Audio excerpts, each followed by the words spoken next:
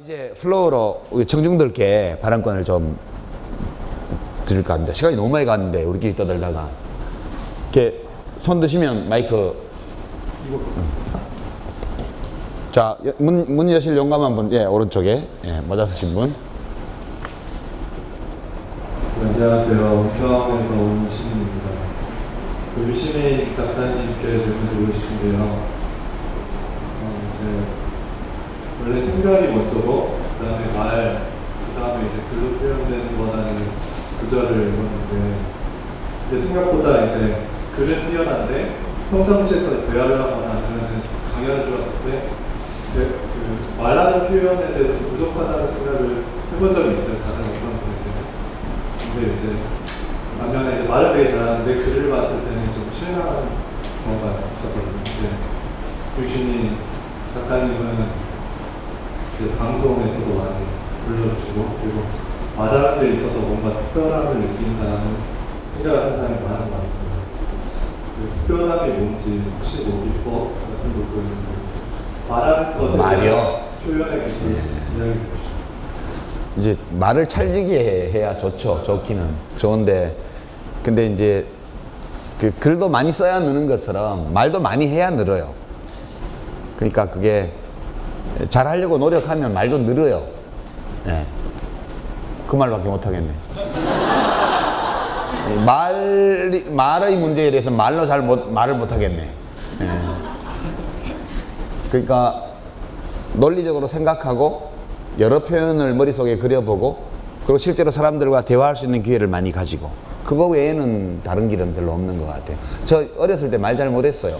좀 수줍어하고 그런 축에 속한 어린이였는데 어떻게 인생이 꼬여가지고 살다 보니 이렇게 돼버린 거죠. 네.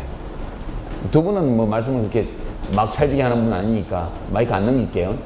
아니 원래 저는 좀 무대 체질이라서 원래 말 잘하고 그 학교 행사 같은 거 하면 제 진행하고 그랬어요. 근데 결정적으로 한 몇 년 전에 그 세브란스 의료원 이런 데서 역사 만화를 그리자 그래가지고 거기 갔는데 한 그 드라마 보면 있죠. 하얀 옷 입고 이렇게 할아버지들 쫙 이렇게 앉아 있고 거기서 프레젠테이션을 하라고 그래가지고 한 며칠을 준비를 했어요. 오늘 거하고 똑같아요. 준비 엄청 많이 했는데 딱 갔더니 주제가 달라진 거예요. 저는 그 만화, 그 뭐 어른들이 그 만화에 대한 효용성 이런 거에 대해서 좀 의구심을 갖는다 그래서 준비를 해갔는데 그 뭐 결정은 이미 됐고 자네 어떻게 그릴 것인가가 중요한 게 됐는데 그 완전히 그 열심히 연습했던 노래가 아닌 갑자기 팝송 한번 불러봐 이런 거하고 똑같은. 그래서 할 수 있는 건 제가 마이크 들고 어버버버 하고 내려온 거예요. 그 뒤로 조금 약간 그 트라우마 생겼어요. 그래서 아까도 저 밑에서 그 우황청심환 하나 먹고 올라온 겁니다. 네, 때로 우황청심환이 도움이 됩니다. 다음 예, 여성분 양성평등을 지향하기 위해서.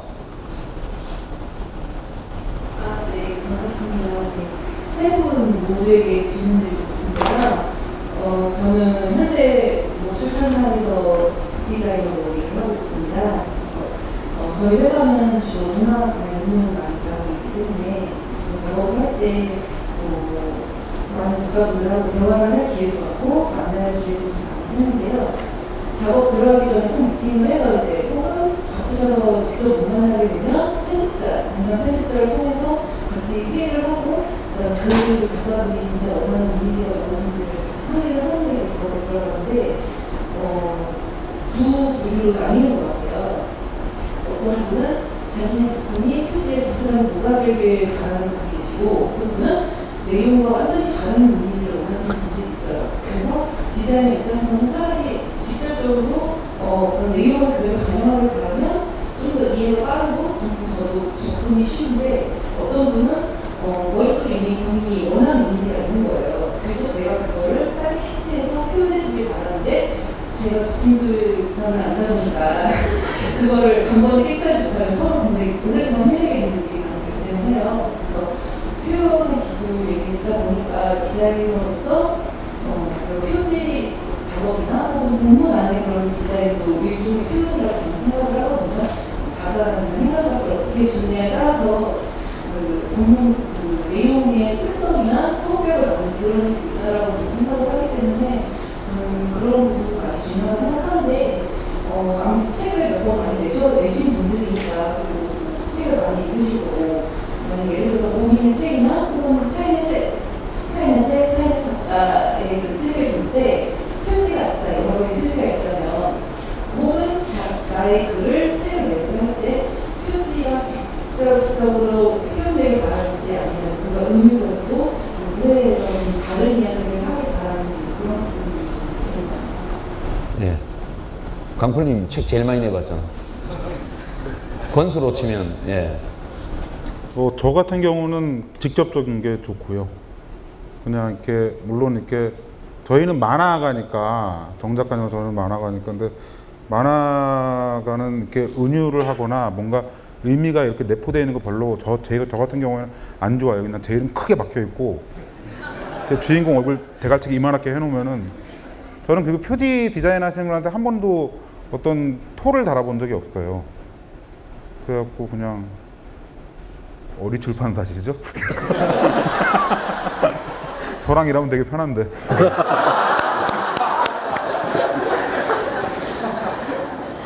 저도 물론 공감해요. 저는 그 디자이너가 만드는 게 맞다고 보기 때문에 저 같은 경우에는 뭐 디자이너 선택을 존중하는 편이에요. 그게 마음에 들든 안 들든. 그런데 만약에 그럴 때는요. 선생님이 원하는 혹시 표지가 있으면 그거를 참고할 수 있는 거를 좀 보여주세요라고 하세요. 자기는 머릿속에 막 이미지가 있는데 그 이미지를 이렇게 표현하고 그려내는 거는 그 작가들도 하기 힘든 거거든요. 그러니까 그러면 선생님이 원하는 스타일의 그 표지 몇 개만 좀 보내주세요 그러면은 그렇게 의사가 좀 전달되지 않을까.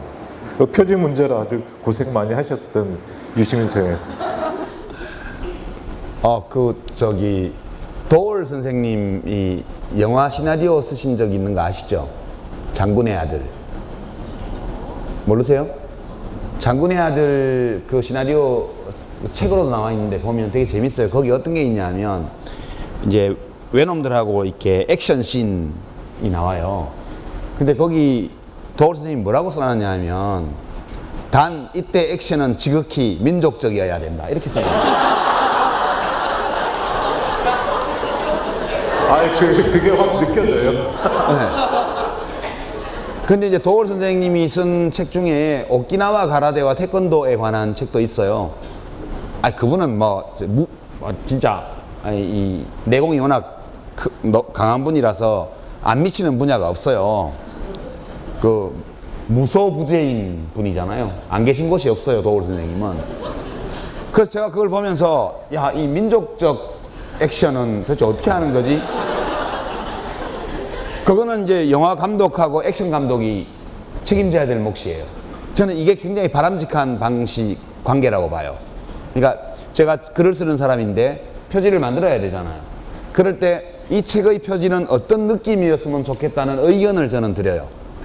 예컨대 나의 한국 현대사 같은 거는 약간 낡은 느낌이 이제 오래된 느낌이 나는 표지면 좋을 것 같아요 라는 의견을 드렸어요. 그래서 이제 책이 그렇게 갔고요. 그게 반영이 돼서 그 다음에 글쓰기 특강 이런 거는 학원책처럼 안 갔으면 좋겠는데 출판사에서 그렇게 만들어 놔가지고 좀 교재스럽게 만들어지긴 했어요. 교재 참 고서스럽게 만들었잖아요. 그래서 그럴 때 불만이 있어도 말을 안 합니다. 저는 시안 1, 2, 3 중에 그냥 기중 나은 것 정도 이게 좋은 것 같은데 이런 정도 의견 내는 정도고. 근데 사실은 저한테 안 물어봤으면 좋겠어요. 그냥 디자인하기 전에 이 책의 표지가 전체적으로 어떤 느낌이면 좋겠냐만 물어봐 주면 내가 이런 느낌이면 좋을 것 같다. 이번에 표현의 기술 같은 경우는 제가 나도 폼 좀 잡았으면 좋겠어. 그래갖고 이렇게 나온 거예요. 약간 잘 나왔잖아요, 표지가. 그랬더니 굉장히 비싼 사진작가 섭외해가지고 사진도 멋지게 찍고 배도 감추고 이렇게 해가지고 찍어주시더라고요. 되게 그런 관계가 좋다고 봐요. 그 어떤 느낌? 어땠으면 좋겠냐라는 작가의 어떤 감정? 이런 거 물어봐 보고 그리고 디자이너가 그걸 감안해서 디자인을 해주면 되죠. 근데 다만 이 책이 어떤 책인지를 알려주는 기능을 해요, 표지가. 그래서 완전 엉뚱한 거는 좀 이거는 아닌 것 같아요. 그런 정도 답을 드리죠. 예, 왼쪽 앞에 계신 분, 예. 네, 저는 영화를 전공하고 있는 강국인이라고 합니다. 저는 아무래도 이렇게 평생 직업을 만약에 영화 감독을 삼으면 저 자신을 평생 동안 표현을 하면서 살아야 하는데 아무래도 직업군이 이렇다 보니까 저는 이제 표현의 자유에 대해서 굉장히 관심이 가더라고요. 그래서 우리나라가 아직까지 표현의 자유가 그렇게 크게 보장이 되고 있지 않다는 생각이 주로 드는데, 그렇게 되면 위축이 되는 건 표현을 하고자 하는 주체들이 이렇게 표현을 하고자 하는 바를 자꾸 위축시키고 자기가 소위 자기검열이라고 하죠. 그런 것들에 덫에 빠지기 쉽잖아요. 그래서 저는 새 작가분들께 여쭤보고 싶은데, 새 작가분들은 혹시 이렇게 내가 말하고자 하는 것들이 많은 사람들에게 공격받을 것이 두려워서 자기검열을 하신 적이 있으셨는지, 그리고 그것을 극복해내셨다면 어떻게 극복을 하셨는지. 예. 이 질문과 비슷한 질문들이 사전에 참 많이 들어왔어요. 특히 지금 질문 주신 분은 영화를 이제 공부하는 분이신데, 만화가가 되려고 하는 분들 또는 애니메이션 학과 쪽으로 이렇게 이제 활동하고 있는 청년들, 이런 분들이 비슷한 질문을 되게 많이 주셨어요. 이런 장르는 되게 풍자, 해학, 비판 이런 게 많이 들어가잖아요. 그러다 보니까 인물 묘사라든가 혹은 스토리, 사회 비판 이런 데에서 어떤 경계선 같은 게 좀 느껴질 때 그런 거에 어떻게 대처하는지, 어떻게 극복하는지, 뭐 어떻게 대처하는지 이런 거가 궁금하다는 질문이 꽤 많이 들어왔다는 걸 말씀드리면서, 먼저 정훈님 말씀해 보실래요? 자기 검열은 필요한 것 같습니다. 뭐 누구나 다 자기 검열을 어느 정도는 다 하잖아요.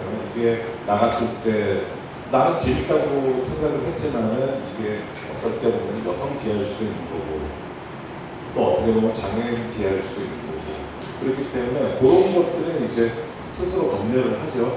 하는데 이제 저 같은 경우에 그 정치만 시사만화를 보다 보니까 제 만화의 한 반을 시사예요. 영화를 빙자해서 시사를 많이 그렸는데, 또 안 그리면 안 그린다고 독자들이 항의를 해요. 그래서 시사를 좀 많이 그리는데, 특히 이명박 정부 들면서 만화 그리기가 굉장히 어려워졌다라는 걸 느껴요.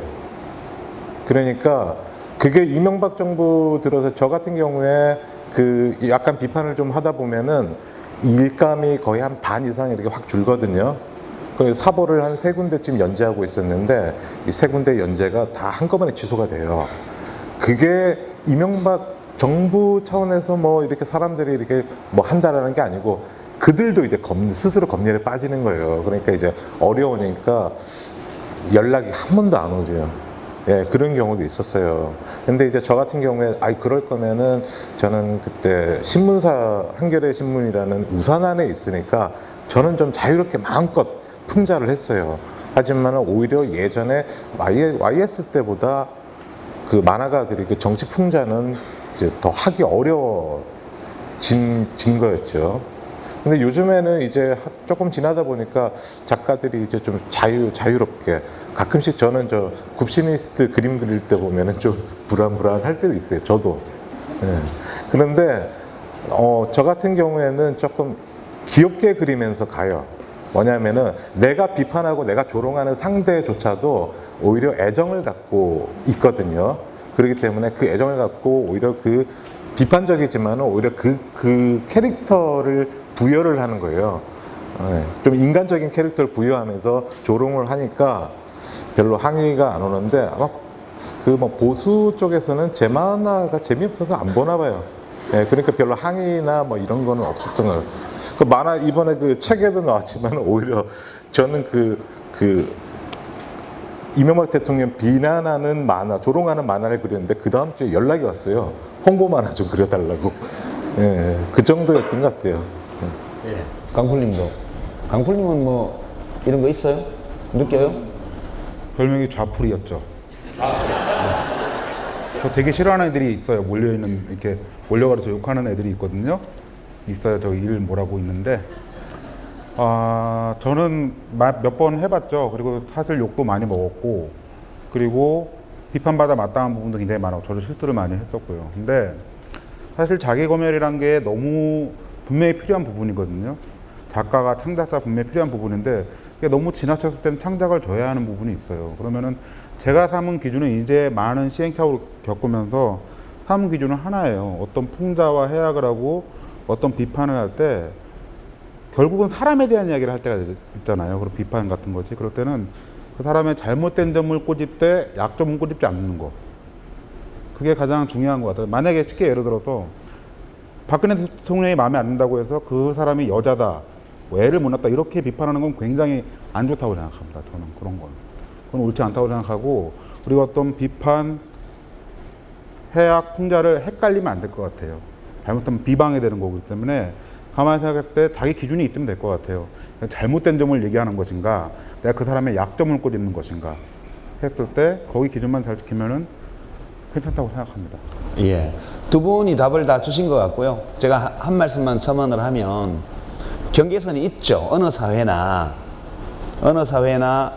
다수가 옳다고 생각하는 관념 또는 다수가 가지고 있는 문화양식, 다수가 따르는 어떤 가치 기준 이런 것들이 있어서 거기에다가 또 다수 소수와 관계없이 힘을 가진 사람들, 정치 권력이나 또는 돈을 가진 사람들이 또 쳐놓은 울타리들이 또 있죠. 못 넘어가게.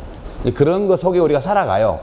살아가니까 이제 제가 쓰는 방식은 그 경계선을 없애지를 못해요. 그게 누가 한 사람의 힘으로 또는 짧은 시간 안에 그거 없애지 못하는데 그렇지만 변하거든요. 그 경계가 자꾸.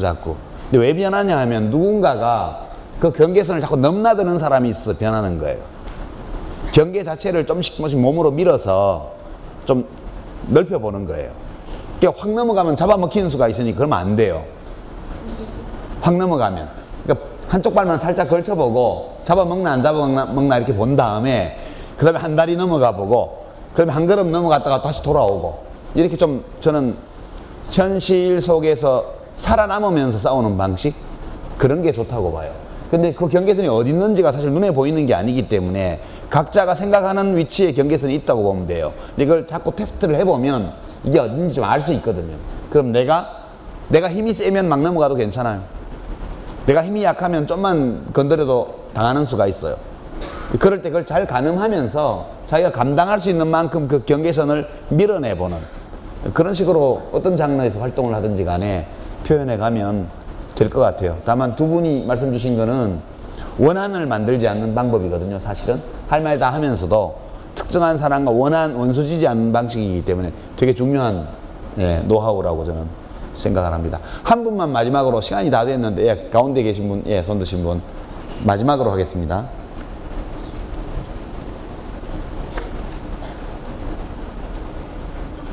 네, 안녕하세요. 남양주시에서 온 대학생입니다.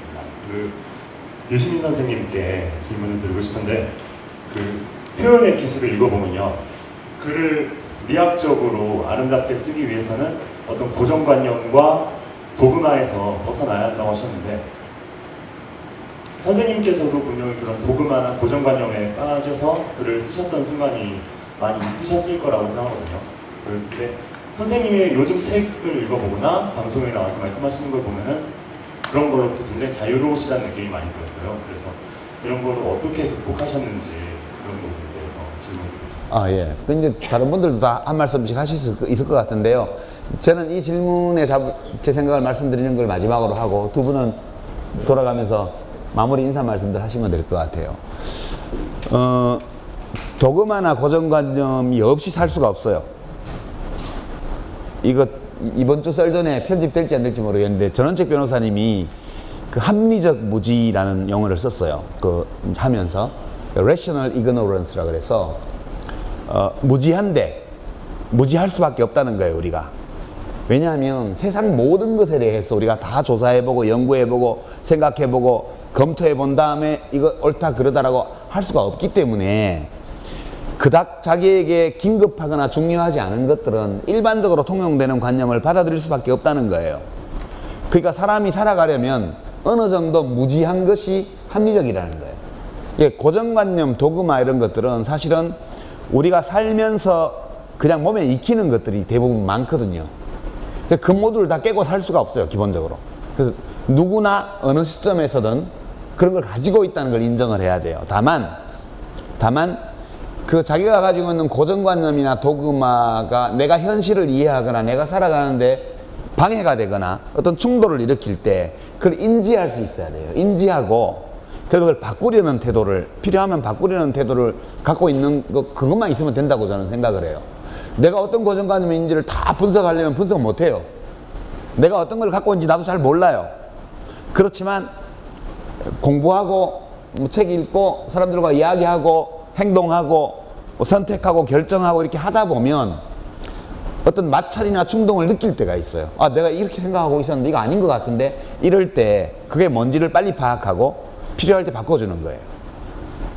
그렇게 옛날에는 제가 고정관념이 많았고 지금은 없는 게 아니고요. 옛날에는 제가 부딪혔던 그런 고정관념이나 뭐 통념이나 이런 게 5년 전, 10년 전에 제가 부딪혔던 거하고 지금 부딪히는 게 좀 다른 거예요, 그냥. 왜냐하면 하는 일도 달라지고 사는 방식도 달라지고 이랬기 때문에 달라져서 그런 거예요. 그런 거라고 말씀을 드리고, 그거에 대해서 경각심을 가지되 지나치게 의식할 필요는 없다고 저는 생각해요. 그러니까 내가 인지했을 때 그것이 뭔지를 비판적으로 검토하고 스스로 그것을 교정하려고 하는 유연한 태도만 내가 가지고 있다면, 현재 내가 가지고 있는 고정관념이 얼마나 많든 얼마나 강고하든 그래서 별 문제 안 된다고 저는 생각을 하고, 그거에 대해서 이 문제에 대해서 무관심해도 안 되지만 지나친 강박관념을 가지고 조심할 필요도 없다, 저는 그렇게 말씀드립니다.